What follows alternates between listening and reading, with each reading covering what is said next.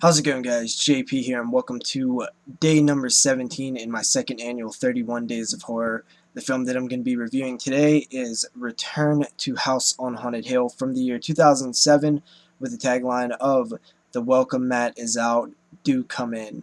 This film opens up with the sister of the surviving character from the original film. And when I say original film, I mean the 1999 remake, not the Vincent Price classic House on Haunted Hill.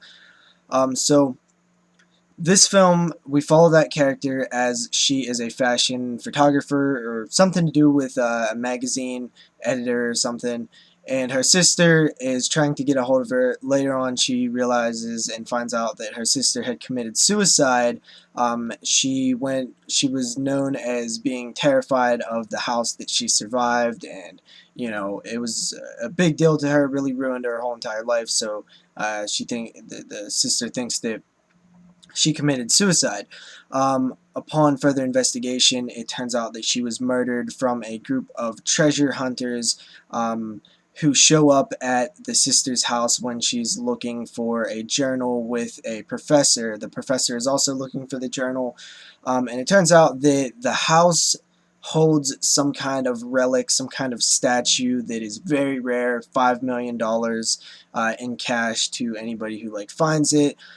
So the treasure hunters pretty much kidnap our main character, which was the sister of the girl from the original one, and her boyfriend and the professor and his partner, and they all go into the house on Haunted Hill, where they basically get trapped in there and have to figure out how to survive. They realize the house is haunted, and that's pretty much your story. This one feels like a crappy sequel. It feels like it doesn't feel like a bigger sequel. It feels like a direct-to-video sequel, which it is. But I mean, it really has that feel. Just thrown together, not really thought out well, just kind of a cash-in type of sequel, and it feels like that. But it does have its moments of fun. There is some decent amounts of gore. There's some bad CGI too, but there's some fun amounts of gore. The ghosts are fun. They're fun to look at and stuff. The characters are bad.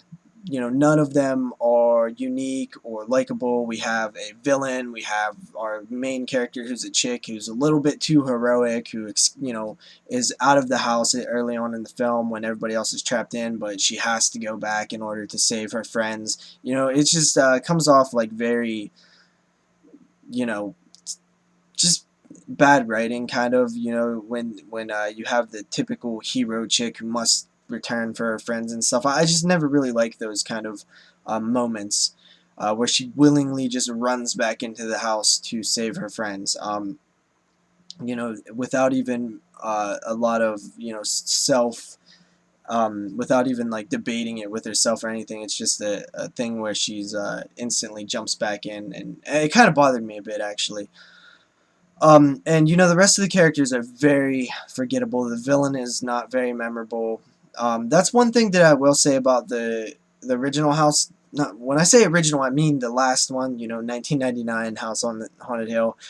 What I liked so much about, what I appreciated more about that one was the characters were kind of cool. The guy who was the Vincent Price character was pretty cool. This one just has terrible, terrible characters. It does have some cool ghostly images and stuff. A lot of CGI and stuff, but it's like one of those popcorn type flicks where it's just kind of neat to look at. But that's pretty much it. There's not there is one moment of kind of a scare that kind of was a bit barely creepy, but that's pretty much it. There's not a whole lot to really like about this one. It comes off very average and very direct-to-video sequel-ish. So I'd give this film a 5 out of 10. It might be worth one watch if you see it really cheap or see it for free, or get it in a double pack with the first film.